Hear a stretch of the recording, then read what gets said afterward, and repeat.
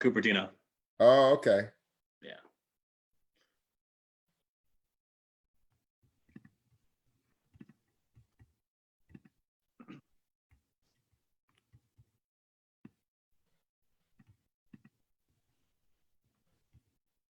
All right.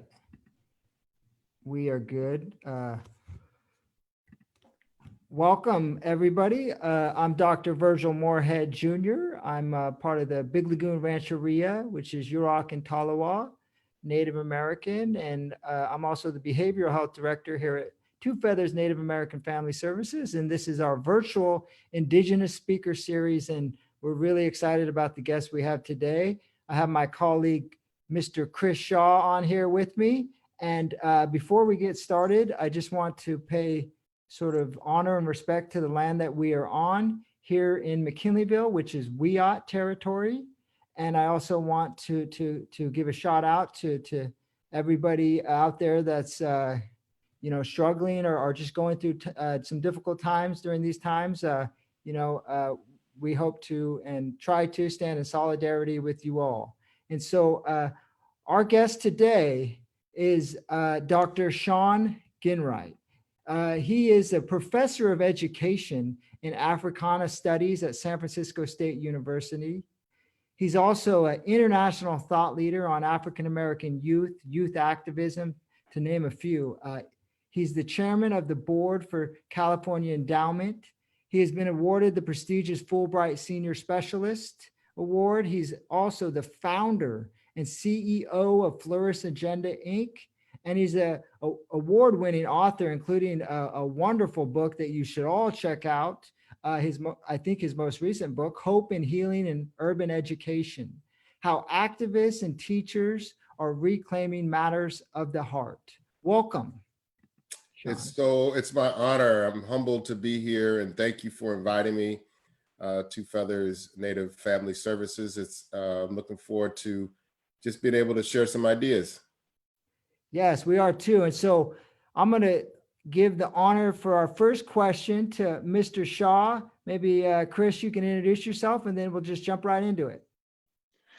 Yeah, that works for me. Hello, everybody at home. If you don't know me, I'm Chris. I have my shoes in the background again, so I'm at home.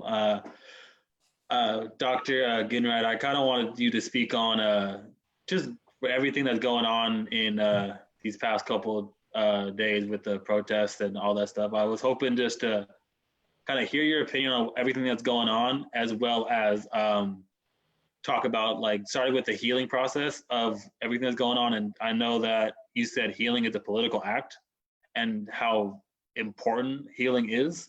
So I was hoping you could talk about everything that's going on and just how that has to do with healing and how healing has a big role to play in what's going on. Yeah, no, Chris, thank you for that question. This is a tough time for me personally, as well as everyone else that's listening to this. We are, as a country, experiencing multiple levels of transformation and trauma. We actually have two very lethal viruses that are happening at the same time. The first is COVID, which we know has disrupted all of our lives around the world, which has created this sense of isolation and separation for shelter in place. We've had to refigure, and it's just created so much uncertainty. And COVID has also sort of pulled the sheets out and revealed the gross levels of racial inequality that has always existed in our society. And so we see that Black and Native and Latinx communities are disproportionately impacted by COVID. And that's because of the underlying racial inequality that had existed in the first place. But we also right now, on top of all that, we are experiencing a second virus, and that virus is a virus of bigotry, hatred, and structural racism that has ultimately cost the life of George Floyd and so many others, Ahmaud Arbery and so many others. And so what we're experiencing right now is is both a response to, a collective response to frustration, for a system and a society that doesn't value all human life. And we are seeing not just this country, but places around the world that look to this place, United States, as a beacon of possibility and hope.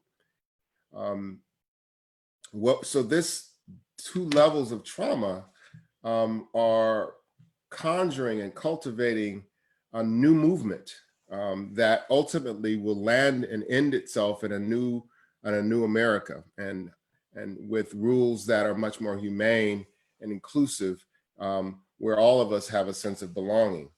And I think that for those of us who are engaged in activism, we have two things that we need to really hold on to. And one is that it's important for us to fight and resist and use our voice, and not slip into the danger of violence and destruction and looting and so forth. But we also have to, at the same time, hold the importance of our humanity, right? So that we don't just only resist and fight, and end up reproducing the same toxic system that we're fighting against once we have an impact. So we also have to value all people's humanity, right? And so that means that we have to embrace this notion of healing. And when I talk about healing means that we need to heal our racial divisions. We need to heal our class divisions. We need to have a conversation about our humanity. And it's only then, Virgil and Chris, that if we don't really get at the root cause, unfortunately, my fear is in 6 to 8 weeks, we'll be having the same conversation about another Black life that was lost. Thank you for that. And when you talk about the root cause and how do we, specifically, let's say if we're in the schools or if we're in a community mental health clinic, what are the ways? Because I think one of the things that I really appreciate about your work is the way that you execute and able to implement these theories and around issues of social justice. And so my question is, what are the ways that we can specifically get at the root cause, whether we're working within schools or our community-based health clinics? Yeah.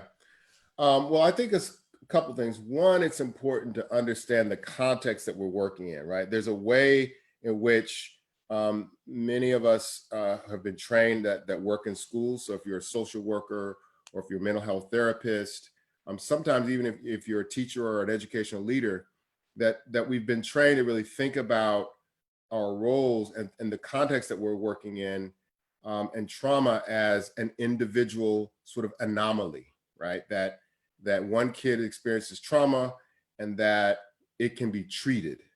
And that medical model of thinking about trauma, while important, is still short-sighted. And because the trauma and the term that we've been trained to use, particularly if you're a therapist, is post-traumatic stress disorder, PTSD.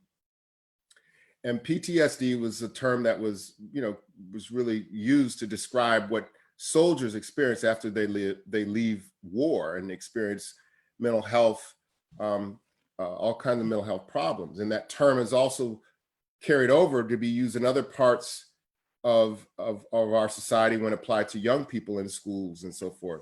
But it's a mistake to call PTSD and apply that to the young people, particularly young people of color in urban communities, because one, there's nothing post about the trauma they experience, and the disorder, and it is not a disorder.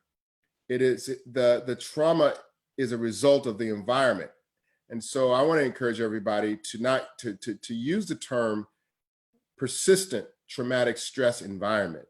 And what that does is that it allows for us to see and understand that trauma is ongoing, that it exists in the environment, not the individual.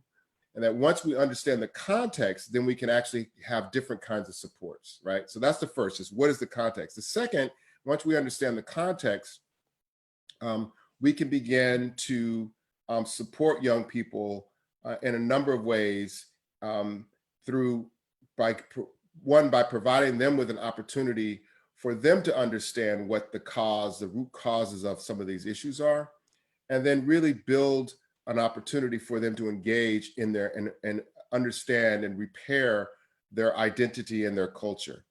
As I'll probably show us, I mean, I don't actually need to show a slide. We use 5 principles around healing that I think are important to use if you're working with youth. We call it the Karma principles, CARMA. It stands for culture, agency, relationships, meaning, and aspirations. And it simply means is that if you're working with young people, develop an ongoing understanding of your identity, your culture, as well as the identity and culture of those young people. That culture should be the single most important treatment, right, of the young people that you're working with. Jerry Teo, who works with National Compadres Networks, always says that la cultura cura, the culture cures.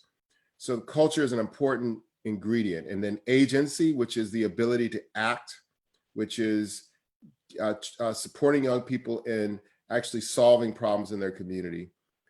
The next is relationships, building transformative relationships.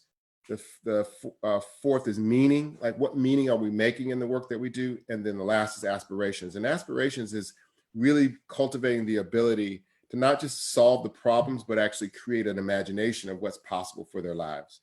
So through those 5 principles, we try to support adults that are working with young people and building that into their practice. Nice. And I think one of the things that I've taken from your work too is that it's working at the individual level and at the community level. And I know, you know, in your book, you use Jeffrey Canada's with the Harlem zone and this idea of healing zone.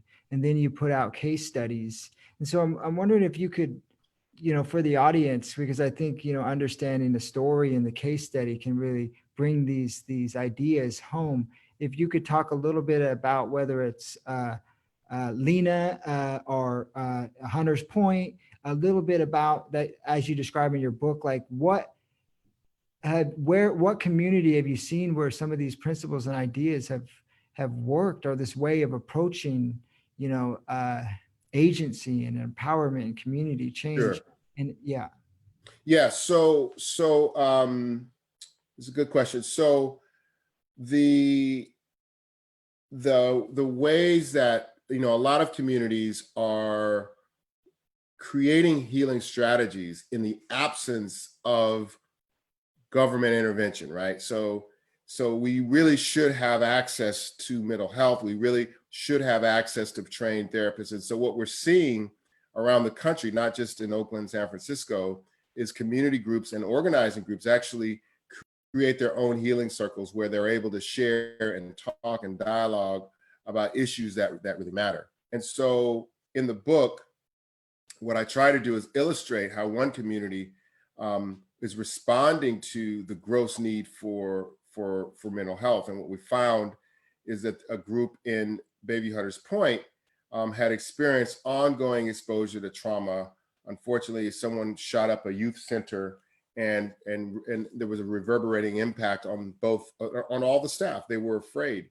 And so the executive director decided, after she had taken some time off, to really come back and rethink how they were working with youth to create not just therapy in their center, but really recreate the entire neighborhood so that there are opportunities for everyone in that neighborhood to actually experience healing and a sense of well-being. So they first realized that most of the mental health dollars in the city were being directed towards neighborhoods where a lot of violence did not happen. And so they actually organized and got those dollars to reshifted into the Baby Hunters Point neighborhood, which resulted in them creating things like community gardens. I don't actually know if they actually created a yoga studio, but I know she had talked about it. They began to train some of the staff and parents around having mental health questions and supports to the young people, so that therapy didn't exist just in some office, but that was that happen on street corners and in parks all around the neighborhood. And so that work was an example of how a community-based organization was really thinking about addressing a more comprehensive addressing mental health. But it doesn't have to be a community organization. It could be a school, right? And in schools, we know that all the research suggests that there's high turnover rate around teachers due to stress. We also know that you don't get to learning when in fact many of the young people have social emotional challenges and exposure to trauma. And so you could also integrate these kind of practices into schools that may have an impact on the quality of the school day. And before I throw it over to Chris for a question, I'll be in some meetings tomorrow with teachers and administrators and trying to figure out, how we can support students during these times. And one of the things you talk about is relational pedagogy. And in part of our speaker series also is the goal is to unpack specific strategies and tactics and ways to do this work with those that are on the margins. And so I was wondering if you could talk a little bit about relational pedagogy, including the importance of vulnerability. Yeah. So, so a couple things. One, there's a tendency for teachers. So let me say three things, right? One of the things I've been saying to schools, teachers, and school districts is if they've been sort of trying to figure out how to reopen schools, right? And my remarks, or what I usually tell principals or school or superintendents that are thinking about this, is if you reopen school without having at least 1 week of an opportunity for the staff, the teachers, and as well as their parents to do some healing circles, you're actually reproducing the harm. And that's because you have teachers that are nervous, that are uncertain. What does it mean if we reopen schools? You have young people who haven't been to school, who need to talk about their stories and how they're feeling. And you have parents who've been highly stressed because of the change of their daily life and having to cook and work and make food and all this kind of stuff. So schools need to take that seriously and create spaces for people to have conversations. It could be, so relational pedagogy simply means is that the focus of my instruction is to build a relationship, is to foster a healthy relationship. And that means that you have to structure healing and healthy relationships among the adults in a school first. So it doesn't mean that you just you just create the curriculum and the teachers go and do it. And so you have to structure the supports for teachers to have healing-centered strategies in their schools. That might mean anything. The first week or second week of school, in the staff meetings, just begin the staff meetings with questions about how people are feeling, emotional check-ins. You can ask, what is their greatest aspiration for the school year? What are their concerns? And then have people go around and talk about that. But what it does is it provides an opportunity that disrupts the sort of mechanistic, on the treadmill way that we do schools, and it allows for the more vulnerable and social emotional conversations to happen amongst staff. It is only after the staff can have some of these conversations that it has more meaning with students. If you can't do that with staff, then it's hard to then translate that into the context of students. So relational pedagogy is really sort of cultivating those relationships by really allowing teachers to tell their story, to share what's on their heart, and to really provide the kinds of conversations that are necessary to build strong, lasting relationships with young people. Nice, that makes sense. And to throw it over to maybe focusing a little bit more on the youth. I know one of the things that I saw you say during one of your keynotes is that people put you in as an academic, but at heart you're a youth worker. And Chris over here with us is a mentor at Two Feathers, so I know he had a question about just working with youth and what you see as important. Yeah, I like how you talked about relationships and having like that that adults need to understand that stuff first, because I know that in working with kids, I had to understand and go through a bit of identity crisis about who I was first before I could help my kids out. Um, so I was kind of hoping you could talk a little more about like having the adults kind of taking away that power dynamic, I guess, in that way, in that sense of it, as the adults they need to find out who they are so they can help the kids out, and that kind of vice versa, and having the kids not have the kids help the adults out and the adults help the kids out at the same time. Yeah, yeah. I mean, I think you said it right. First, I mean, there's a process of adults first shifting this idea that my role of an adult or a youth worker is to save kids, right? And that perspective reproduces a power dynamic when you think my role is to save kids. And so when you shift as a youth worker from my role is to save kids to my role is to partner with young people, my role is to learn from young people, my role is to exchange ideas and knowledge with young people, then you begin to dismantle the kind of hierarchy that sometimes we see in schools and youth serving organizations with adults kind of demanding what young people could do. Secondly, I think a process where there's ongoing conversations among the adults about who they are. What is your racial identity? And what does it mean in this work? What is your gender identity? And what does it mean in this work? What is your class background? What does it mean in this work? And so it means that adults need to have an ongoing conversation, ongoing reflection about their own identities, but also what their identities mean in this work. So for example, if as an African-American cisgender male, if I was working with a group of Asian females, that was my primary population, I would have to continue to ask myself the question, what does it mean to be an African-American male working with a group of Asian American teenage girls, right? My gender, my race, my age matters. And so what I encourage adults to do is to always be working on that question about what does it mean, and to interrogate that question. And I think in that process, you actually begin to create more authentic connections with young people.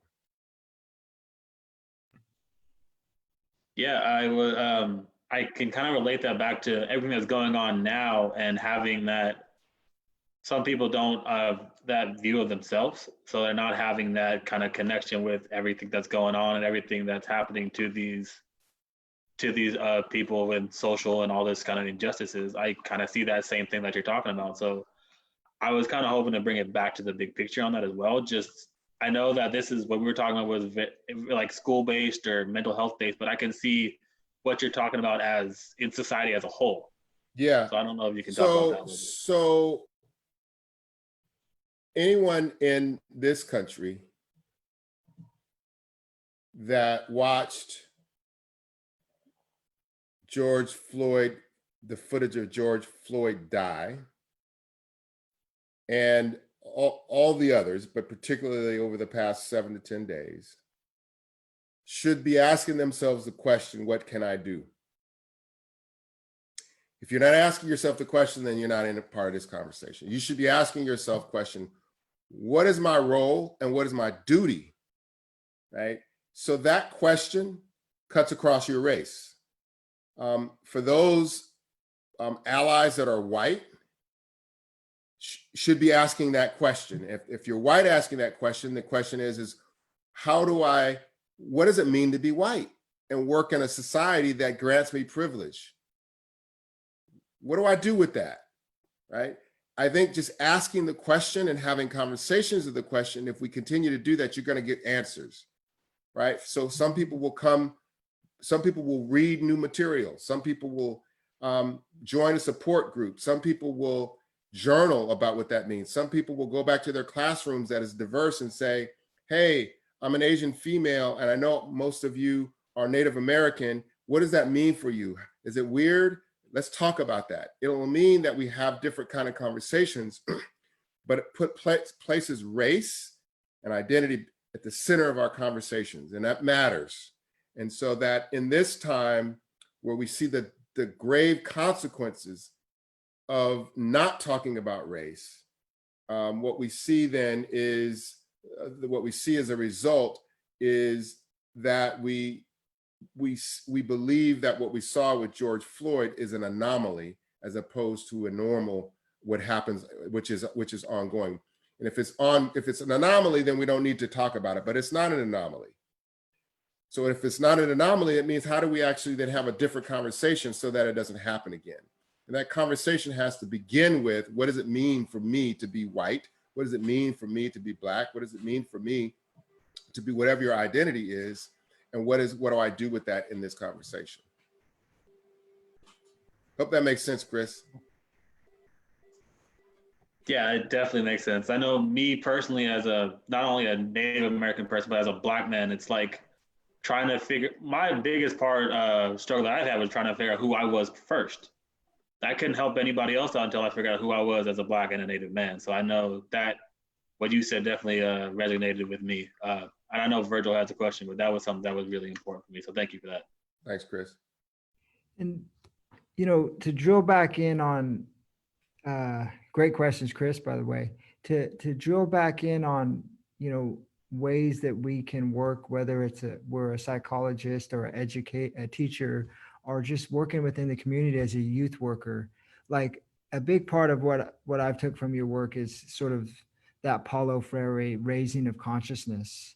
And I know one of the examples you've talked about that I took is like driving some of the, healing circles, but also like driving some youth that maybe are from the inner city to like nice neighborhoods, and then going to the neighborhoods that aren't so nice and getting them to talk about the differences and getting them an understanding of what those root causes. And so my question is there other things that you found helpful besides that we've already talked about that are sort of these practical, skills and interventions, whether it be healing circles or the intervention of taking, youth into different communities? Like, because what is it to mean to you to execute on these issues? Yeah, great question. So I think there's a couple of steps that's important. So one is to sort of build an awareness of the root causes of inequality, right? So the activity you talked about, which is, take kids from one neighborhood to the next and have them compare, stores and houses and so forth, is a way to get them to understand differences in neighborhoods and communities. And the reason that's important is because most of the time, young people blame themselves for where they're at because they don't have another explanation, right? So this is very Freirean, right? Like they blame themselves for the neighborhoods. We don't clean up our neighborhoods. They blame themselves for the schools. They blame themselves for not having a nice house, or their parents not having, making a lot of money, right? So there's this narrative that becomes damaging and reinforcing. So what critical consciousness does is it says, no, it's not you, damn it. It's actually some other thing that's happening. It's structured. And once you do that, once you provide a critical consciousness, that facilitates healing, because now I don't have to blame myself. But there are other ways to do that, right? People can encourage young people to read. You could read Paulo Freire, you could read the People's History, you could read Malcolm X, autobiography for Malcolm X. You could do reading groups with young people, and reading groups and asking critical questions instead of teaching. But asking more Socratic way of asking questions. What does that mean? How do you apply it to your life? Have you ever seen this? By doing that, then you're actually building critical consciousness. Secondly, it's important to create spaces where teachers and students can have vulnerable, honest conversations. So if you could carve out 10 to 15 minutes of every school day and just have an emotional check-in, right? So it would be great if a teacher, before they start the lesson, okay, for the first 10 minutes, we're just gonna do an emotional check-in, and students can go around and say, just simply, I'm feeling excited, I'm feeling unmotivated, I'm feeling bored. What that does is that it builds the student's emotional vocabulary, but it also gives the teacher an understanding of what's happening with his or her students, right? And then the third is what I mentioned before, is creating creating an opportunity for the adults themselves to create spaces of well-being and healing. And so oftentimes you won't be able to do that with an entire staff, but you might want to form just small support groups. So if it's 5 teachers at a school or 3 teachers at a school or at an organization, then that small support group can meet once a week and then have some opportunities to, one, share your story. You could write poems about how you're feeling, about what's going on now. And there are a lot of materials we have for that on our website. But there are tools that you could use to actually then rebuild and really have an opportunity to support the ongoing relationship building, the vulnerability that needs to happen with adults. Yeah, and as I hear you talking, one of the things in my work here at Two Feathers and as a psychologist is critiquing the mental health field psychology as is, that it tends to medicalize social issues, right? And psychologize a lot of structural social issues. And, I know one of the things that what I took from what you just said is that, you also say that we have to own our trauma story and work through that, but the story doesn't stop there. Right. Right. And I think that that's a very important point for our audience to hear. And I think it's a bit, something that I've really took from your work. So just to kind of hammer that down, we have to own our story, our trauma story, but it doesn't stop there. What do you mean by it doesn't stop there? Well, one, you've already sort of nailed it, which is why we need to shift from trauma-informed care, that approach, to healing-centered engagement. Or maybe not, we don't want to say we never need to use trauma-informed care, but we also need healing-centered strategies.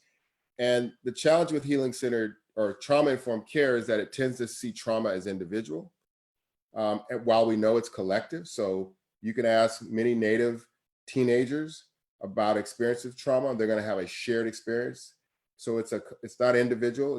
And so you're right about this sort of medical model way of thinking about trauma. Second, that trauma is not only sort of a factor of seeing something happen or experiencing episodic things, that trauma is ongoing and a result of man-made decisions and policies, which is structural.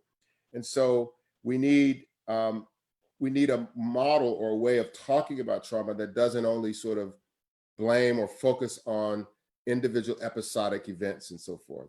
And third, trauma-informed care presumes that the adult provider doesn't have trauma, right? And so when we use a healing-centered approach, it says that, one, we have to think of collective healing, like how do we all heal together? Secondly, it says that we have to think about the structural issues, like why is it that this thing happens? So for example, we all experienced trauma around George Floyd. Why is it that happened? Well, it happens because we have laws and policies that allow for police to not be held accountable for murder, right? And so we have to look at the root causes, right? And the structure that allows for therapy to then and engage in healing-centered conversations to support young people with understanding those root causes, right? And thirdly, healing-centered processes say that, as an adult provider, I have to actually take seriously my own healing process. It wouldn't make sense to think that I can heal when I still am working through issues around my own trauma, about my own childhood issues, or my own, whatever that happened, right? So it presumes that just because you're an adult, you're fixed. But healing-centered strategy says that healing is an ongoing process. It always is happening because we live in a society that's always harming. So, Virgil, I may have gone over and may not even answer your question, but what I'm trying to get at is that this healing process is a shift in a paradigm and a shift in a way of thinking about the role of teachers, the role of youth development professionals and social workers, from simply the medical model to a much more social ecological model that takes in consideration the broader environment that causes trauma in the first place. Oh yeah, you definitely got at what I was, asking. And, even as indigenous people, or as a Yurok person, as a Talawa person, that inherently our identities are political. So how can we, say that how can we leave politics in history and the structural and social issues out of our understanding of how to intervene around high levels of suicide or high levels of substance use. And I think that your healing centered engagement really captures that better than I've seen in any other model out there. Well, I'm glad it has use, because we cannot, you can't separate healing from the political environment that causes harm. And this is why I say healing is a political act. And healing is perhaps one of the most courageous acts of justice we can engage in, because it means that my well-being is a right. Our well-being is a right, not an individual, let me go do self-care, right? It means that when I say well-being is a right, it means that I have an understanding of those factors that actually created and harmed my well-being in the first place. And then secondly, that I have a right to be well. And that is not something that should be, that is not an endeavor that should be relegated to a hospital or a therapy couch, right? It means that well-being should be woven into the structure of our society. Some people call it structural well-being. And that means that the function and the purpose of all the institutions of society should not be driven by capitalist motivation, but should be driven by the well-being of that nation and country. And so structural well-being means that we align our resources, our policies, to assure that everyone in a society can achieve some level of well-being. And that's why when I talk about healing as a right, and healing as a political act, it means that we take healing out of the therapeutic framework and we place it in a political framework to understand how a society and institutions should be supporting and facilitating the structures, the policies, the practices that allow for healing to take place.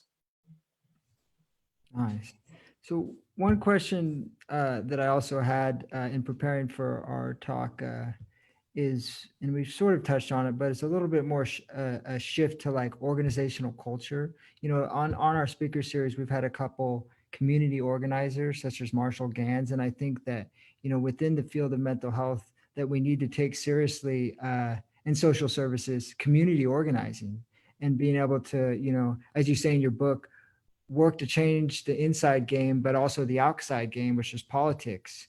And I know you've, have an article in the Stanford Social Innovation and, review and really looked at, and, the CEO of Flourish Agenda. And so my question is what have you found that you can offer, myself and others, that is important to changing culture, whether it's going into the school and saying, I need to change the school climate, or whether it's going into a nonprofit such as Two Feathers and saying, all right, here's the organizational culture that's going to help you thrive.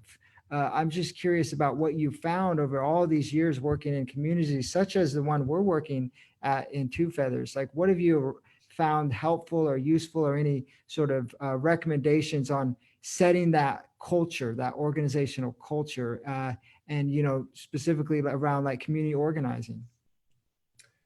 Yeah, so I'm going to talk about two contexts. One, first schools, and then community organizing and institutions. So I was at a school here in Oakland just a couple of years ago, and I don't even remember why I was at the school. I was probably doing some training for teachers, and it was so stressful, and there was fights, and the teachers were running in and out, and you know, they had the walkie-talkies, and you could tell that the school was stressed. It was stressful. I could feel it, right? I could feel it among the teachers. That same day, I drove across town to another school, which is small Black independent school. And when I walked in, a woman handed me a plate of soul food as the teachers were around the table eating lunch or with their classroom, right? And it felt like home. It felt like it was a school, but it just felt completely different environment. The culture was different. So my point of that story is that the lesson that I got about culture change, culture is a function of relationships, period. And so you cannot expect to shift the culture of an organization if you have toxic relationships. So you have to healing happens at these three levels. First, you have to focus on the transformation of the individual. Like the healing of the people in the institution is important. Then you also have to focus on healing the relationships, the tensions in that institution, the beefs. That's the interpersonal relationships. And it's only then that you can then begin to shift and focus on the culture at the institutional level. But what happens most of the time, Virgil and Chris, we try to shift the culture by focusing on the policies and the practices of the institution, but we still haven't addressed the toxic relationships that people have or the healing and the trauma that people bring to the institution. So as a result, you could put values and posters all over the wall and, you know, ring new bells and so forth in the institution and sort of claim that you have a different culture. But if you haven't changed the relationships or the people that form the relationships, then you haven't transformed culture. So your question about organizing and culture change is that, you know, it's a function of relationships. In organizing, organizing is essentially what organizing is building relationships with people so that they can act. They can address issues in their neighborhood. They can address issues in their schools. They can address stuff.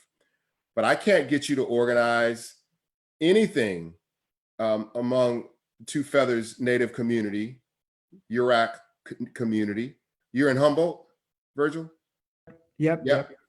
I can't drop in and say, go organize your community if there's no relationship, right? If you can't knock on doors and say, hey, Miss Moore, check this out.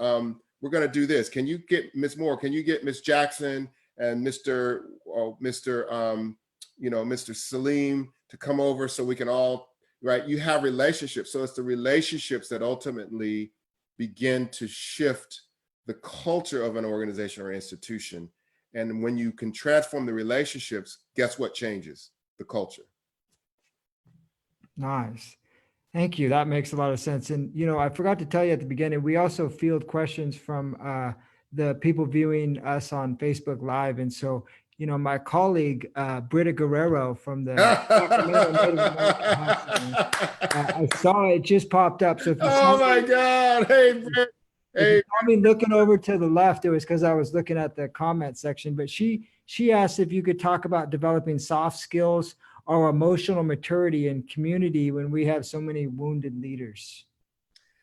Whoa, deep question. Great question, Britta. Yeah, so, you know, the most important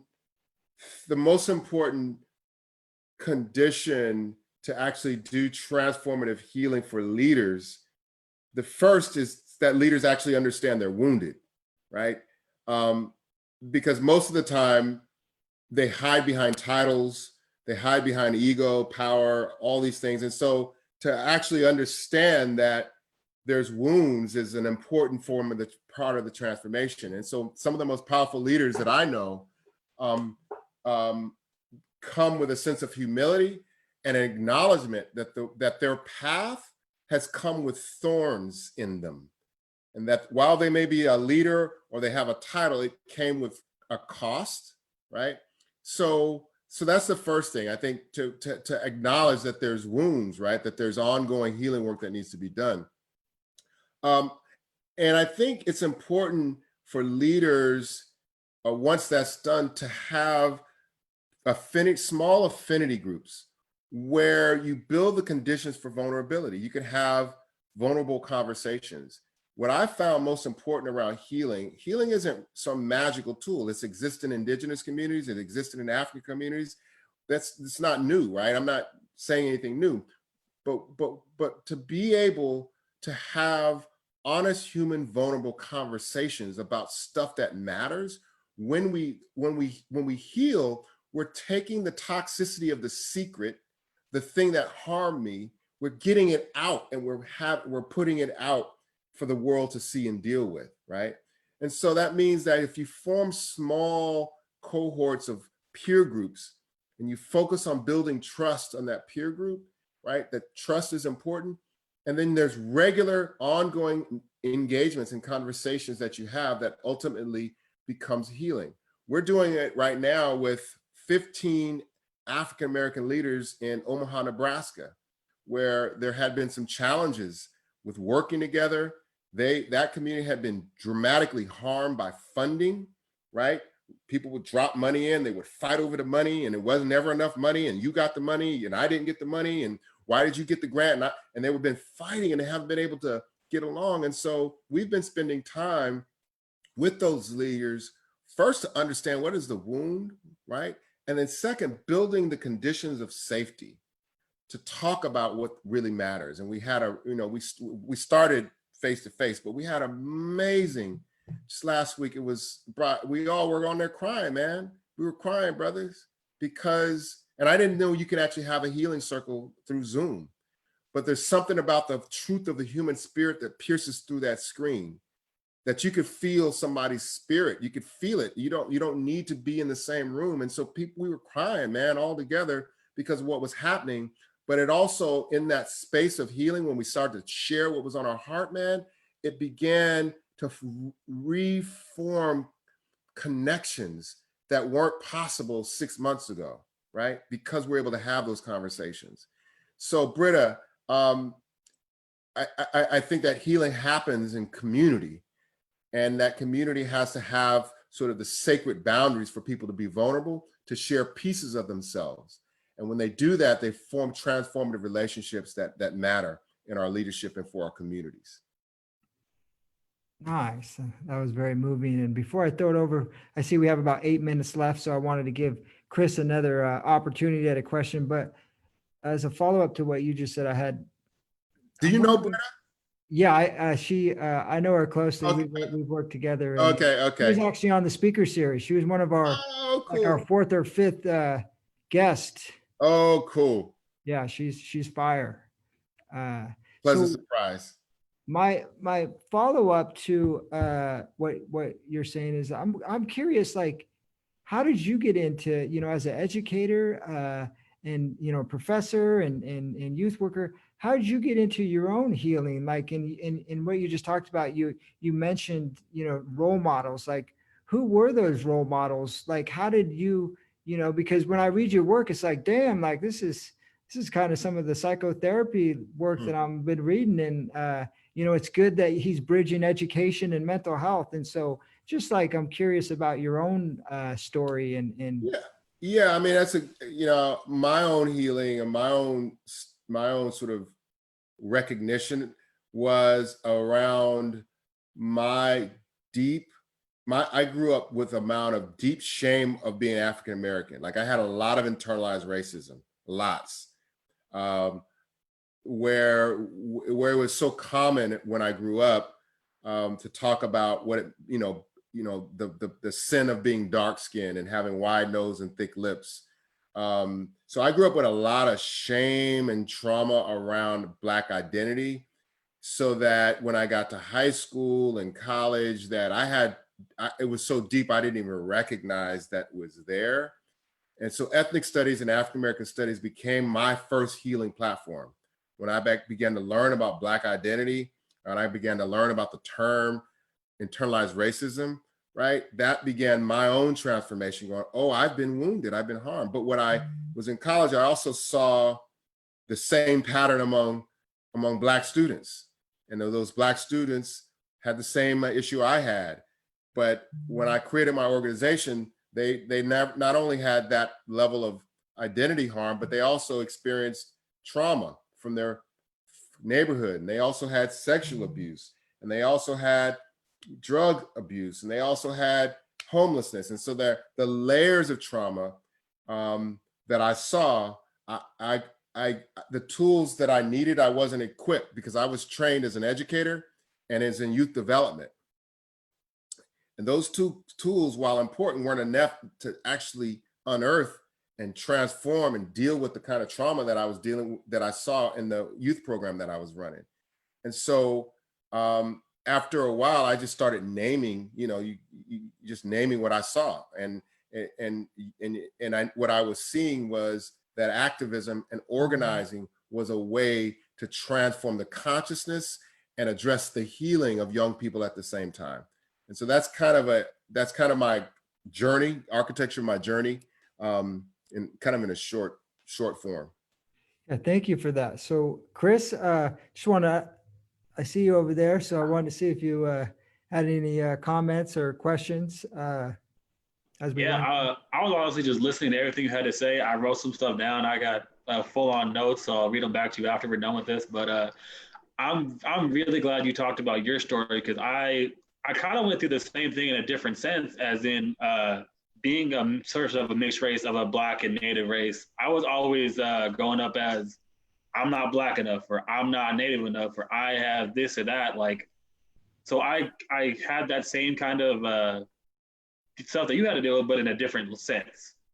So I'm glad you talked about that. And then when you were talking about healing is not new, I was getting like text message from some of my coworkers about like asking you about like historical trauma and like the books and all that stuff. So when you say healing is not new, I know that healing in the Native sense or the African sense is it's very big. So can you talk about how important it is to get back to that, and how important it is just to acknowledge that in the first place?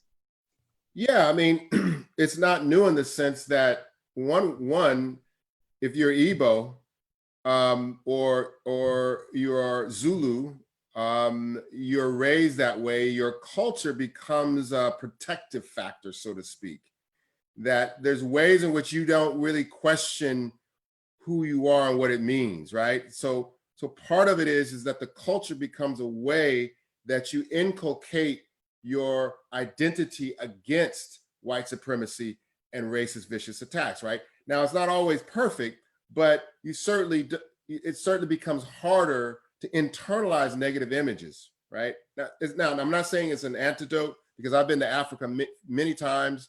Well, actually just twice, but I've been to Africa, and there are significant elements of internalized racism there due to colonization. So I don't want to say that it's a panacea, but my point is that there's a way in which culture and identity, your culture, becomes a way to protect against exposure. So that's sort of one.